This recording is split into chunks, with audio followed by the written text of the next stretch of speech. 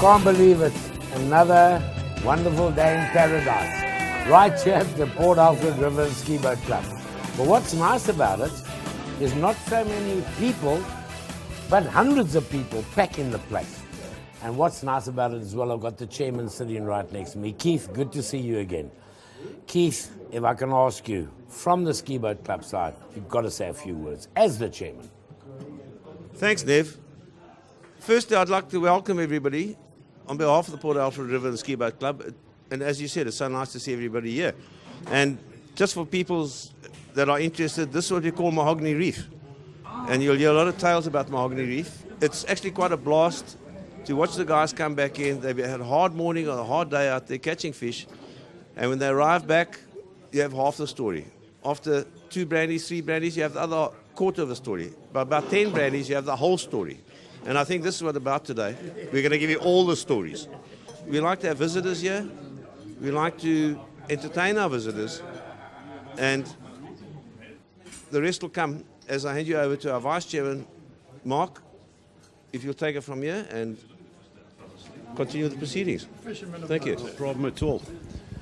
Okay, guys, all here for Fish Tales today. I would like everybody in the club, if we can, to be upstanding, because we are going to carry out the fisherman's prayer. Oh, that's nice, Mark. That's nice. I like that. Okay, guys, so everybody please upstanding in the club. And I would like each and every one of you to repeat as I speak. Repeat what I say if we can. Okay, the fisherman's prayer. I pray that I may live to fish. I pray that I may live to fish. Until my dying day. Until my dying day. And when it comes to my last cast. And when it comes to my last cast. Then I must humbly pray. Then I must humbly pray. When in the Lord's great landing net. When in the Lord's great landing net. And peacefully asleep.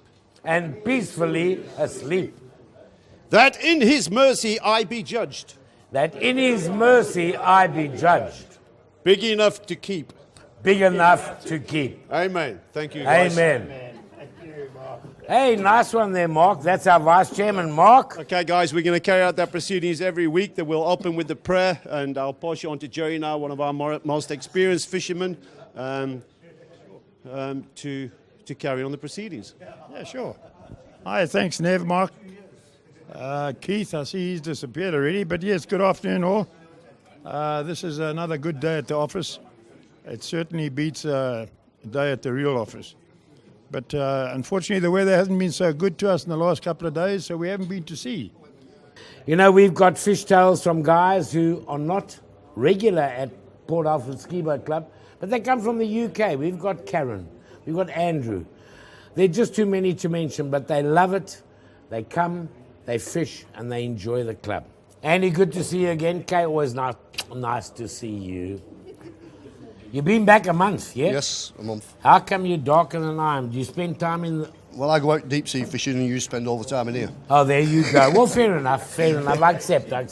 Listen, I believe you guys went out the other day, the two of you. Yes. Did pretty well. Yeah, we did very well. And you caught a... I got a nice... Sweet William. That's right. William, yeah, Sweet William. Have you got a recipe for that, by the way? I haven't, no. Oh, we're going to find one for you. Okay.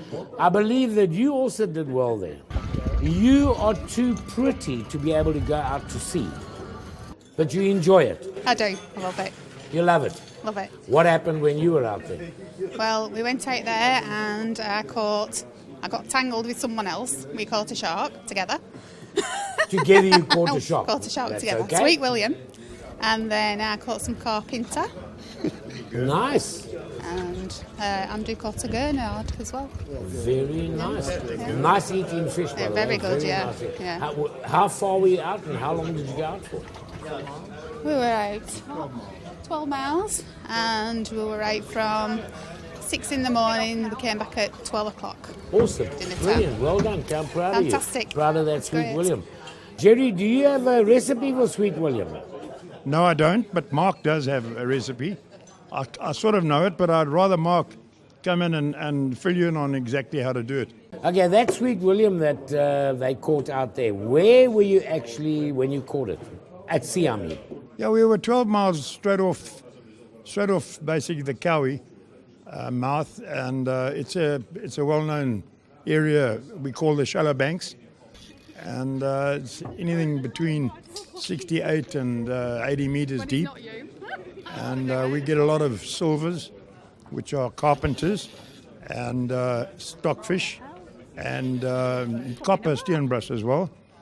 But today, Tuesday it was, the sharks gave us a hard time, and the Sweet William was caught there, and it wasn't the only one, but there were several sharks that broke off our tackle and did all sorts of things, but we managed to get 2 aboard.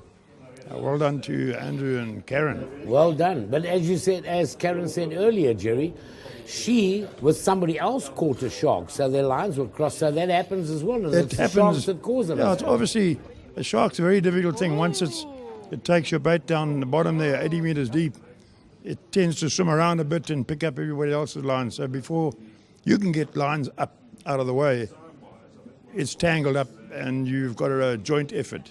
Okay, that's great. Thanks, Jay. Okay, so there you go. It's wonderful stuff. It's not just guys who fish.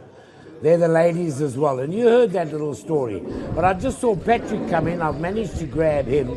Nice to have you with us, Pat. Thank you, Neil. I believe you were out a while back, a couple of days back, with a charter out there. Yes. Tell us a little bit about it. Who were they, where they from, and how did it go? All right. We have a couple of charters, but we mainly cater for the local guys as well as the international guys that visit our premises or the area here, especially for international hunting. On the day in question, we went out and we started off in the east. The water was not too cold. It was quite hot, 17 degrees. We worked the shallows, found a few cobbies, and then later on we moved a little bit deeper. Okay, these international guys that you had, where are they actually from? Mainly the ones that I take, mainly from Denmark, Sweden, as well as Germany. Brilliant. And tell me, Pat, the guys that went out with you, as you were just referring to now, did they at least enjoy it? Did they get seasick? Did they catch anything? Luckily today we get medication, very good on the market, and if they give an indication beforehand that they do get seasick, we help them to get the right stuff. And seasick, maybe one person in every 5 charters, you understand? So it's not a big thing anymore. No. That's brilliant. Yes. You know, I heard about it when the guys all came back and they told me about it. I wasn't at the club, but they did tell me. Apparently you came back with some lovely fish as well. Did you keep that, or do they get a share of the spoils? Or how does it actually work? Obviously we keep only legal quota of fish, or what we can eat that night. The rest all gets safely released. We also sponsor some of the fish to the soup kitchen here, as well as to the restaurant on top, to fry for the guys. Brilliant, you're a star. Thanks, Pat. Thanks for your time. And listen, as they say, an onstal. Stay alleen als je komedij maakt. Thank you so much. Thanks, Pat. Thank you Thanks so for much. the time. I Okay, appreciate it. Okay, we managed to track down Mark because he's going to give us that recipe for the Sweet William. So, Mark, if you don't mind, thanks for coming back. I believe you have the master recipe for a Sweet William. Can you tell us what it is? I can, but I can't tell you. Why not? Because I don't want to. Oh, that's very kind of you. On a brighter note, yes, I can, actually. Thank you. Right, okay, guys. Our secret recipe for Sweet Williams is obviously keep them alive as long as you can do. When you bring them in, make sure that you skin them. At the end of the day, fillet them. I prefer to fillet them all the way across the body and cut them into steaks. And then the idea then is that you take bicarbonate of soda and you sprinkle it on the flesh with kosher salt and milk, full pasteurized milk. Leave it in that solution for about 24 hours. Take it out of there, wash it off, leave it in the fridge, and you will taste the most unbelievable fish that you've ever tasted in your life. That's the recipe, as simple as that, guys. That's brilliant, Mark. I mean, next time you catch one, are you prepared to do something like that? I've never tasted it, so I'd like to.